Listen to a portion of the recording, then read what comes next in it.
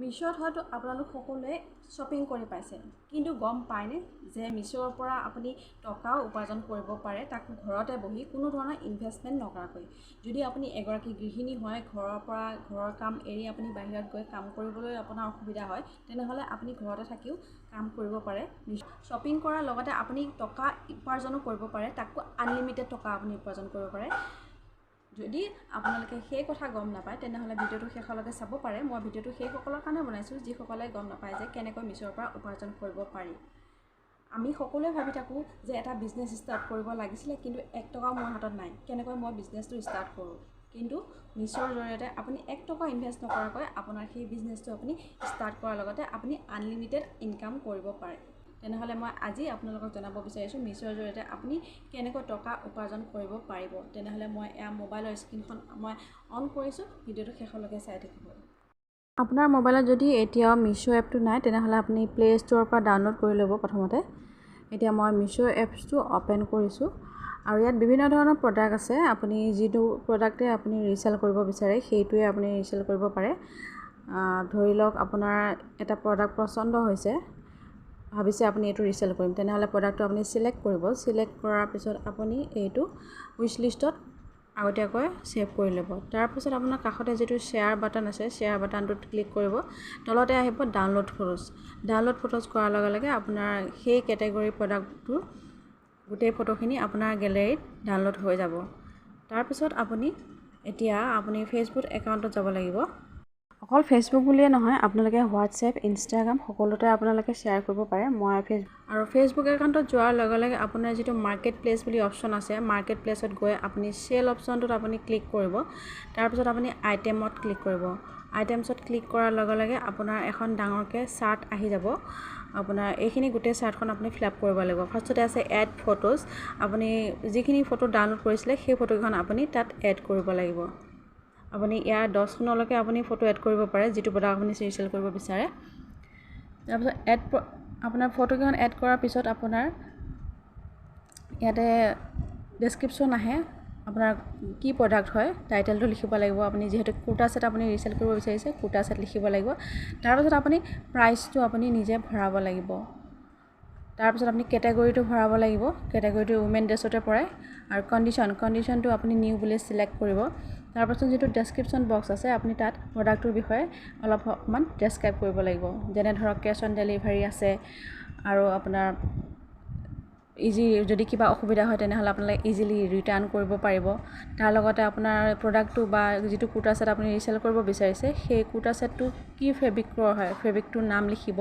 লগতে আপোনাৰ কি চাইজৰ পোৱা যাব সেই সকলোখিনি ডিটেইলছ আপুনি ডেছক্ৰিপশ্যন বক্সত আপুনি লিখিব লাগিব এনেদৰে। এইখিনি ফিল আপ কৰি হোৱাৰ পিছত ওপৰত যিটো নেক্সট অপশ্যন আছে, আপুনি নেক্সটত ক্লিক কৰাৰ লগে লগে মাৰ্কেট প্লেচ লগতে কিছুমান বাই আৰু চেলিং গ্ৰুপ দেখা পাব। আপুনি এই গ্ৰুপকেইটা আপুনি চিলেক্ট কৰিব পাৰে।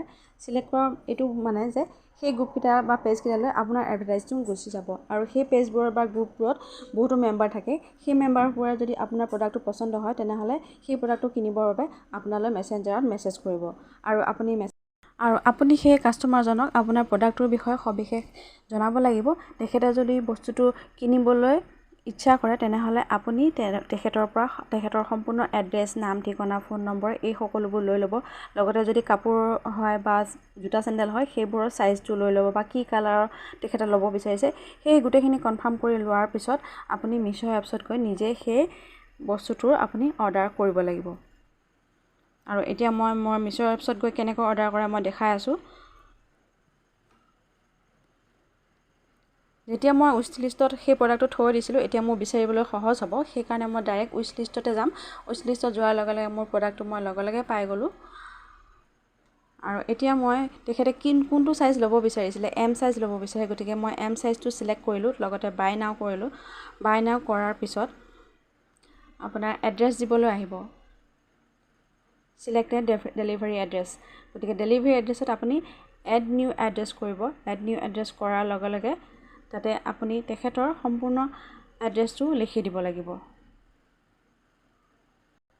ইয়াতে মই লিখিছোঁ customer name, road, area, pincode লিখিব লাগিব, চিটি লিখিব লাগিব, ষ্টেট লিখিব লাগিব, তলত লিখিব লাগিব নেম এণ্ড কণ্টেক্ট নাম্বাৰ। আপোনাৰ এই গোটেইখিনি ফিল আপ কৰি হোৱাৰ পিছত ছেভ এড্ৰেছ এণ্ড কণ্টিনিউ কৰিব লাগিব। তাৰপিছতে আপুনি পে'মেণ্ট মেথডটো চিলেক্ট কৰিব লাগিব। মই কেছ অন ডেলিভাৰী চিলেক্ট কৰিম। তাৰপিছতে আছে আপোনাৰ ৰিচেলিং দ্য অৰ্ডাৰ, আপুনি য়েছ কৰিব। য়েছ কৰাৰ লগে লগে আপোনাৰ স্ক্ৰীনখন আহি গৈছে। তাৰমানে আপুনি ইয়াতে প্ৰাইচটো ভৰাব লাগিব। আপুনি কাষ্টমাৰজনক প্ৰডাক্টটোৰ দাম কিমান কৈছিলে, মই 560 টকা কৈছিলোঁ, গতিকে মই 560 টকাই ভৰাইছোঁ আৰু এতিয়া মই প্লেচ অৰ্ডাৰ কৰি দিলোঁ। মাৰ্জিন আৰ্ণ বুলি যি লিখা আছে ₹58, তাৰমানে মই 58 ৰুপিজ মই মিছোৰ পৰা প্ৰফিট পাম আৰু সেই প্ৰফিটটো মোৰ বেংক একাউণ্টত সোমাই যাব। বেংক একাউণ্ট আপোনালোকে কেনেকৈ এড কৰিব, আপোনালোকে একাউণ্টত যাব, একাউণ্টত গৈ মাই বেংক এণ্ড UPI ডিটেইলছত যাব। মোৰ অলৰেডি বেংক একাউণ্টছৰ ডিটেইলছ ভৰোৱা হৈ আছে, সেইকাৰণে আকৌ নতুনকৈ ভৰাবলৈ দৰকাৰ নাই। আপোনালোকে সেই এখন চাৰ্ট আহিব, গোটেইখিনি ফিল আপ কৰিব, bank account number, IFSC code, account holder name গোটেইখিনি ভৰাৰ পিছত আপোনালোকে অ'কে কৰিব। আপোনাৰ বেংক একাউণ্ট ডিটেইলছ আপোনাৰ মিছোৰ লগত কানেক্ট হৈ যাব আৰু আপোনাৰ প্ৰফিটবোৰ তাতে সোমাই যাব। আৰু আপোনাৰ অৰ্ডাৰ্ছবোৰ চাব হ'লে মাই অৰ্ডাৰ্ছত যাব, গোটেইখিনি অৰ্ডাৰ চাব পাৰিব। আৰু আপোনাৰ প্ৰফিটটো তেতিয়াহে সোমাব যেতিয়া বস্তুটো ডেলিভাৰী হোৱাৰ পিছত আপোনাৰ ৰিটাৰ্ণ পিৰিয়ডটো শেষ হ'ব। ৰিটাৰ্ণ পিৰিয়ড শেষ হোৱাৰ লগে লগে আপোনাৰ প্ৰফিটটো আপোনাৰ বেংক একাউণ্টত সোমাই যাব আৰু আপুনি সেইটো উলিয়াই খৰচ কৰিব পাৰিব। তাৰপাছত আপোনাৰ মিছোৰ পৰা সেই প্ৰডাক্টটো ডাইৰেক্ট কাষ্টমাৰৰ যিটো এড্ৰেছ আছিলে সেই এড্ৰেছত ডাইৰেক্ট ডেলিভাৰ হ'ব। তাৰ বাবে আপুনি ডেলিভাৰীৰ বাবে মূৰ ঘামাবলগীয়া নহয়, মিছোৱে ডাইৰেক্ট সেইটো কাষ্টমাৰৰ ওচৰত ডেলিভাৰ কৰিব। আজিলৈ ভিডিঅ'টো ইমানতে সামৰিছোঁ। যদি কিবা জানিবলগীয়া আছে মিছো এপছৰ বিষয়ে তেনেহ'লে কমেণ্ট বক্সত কমেণ্ট কৰিব, মই নিশ্চয় জনাম।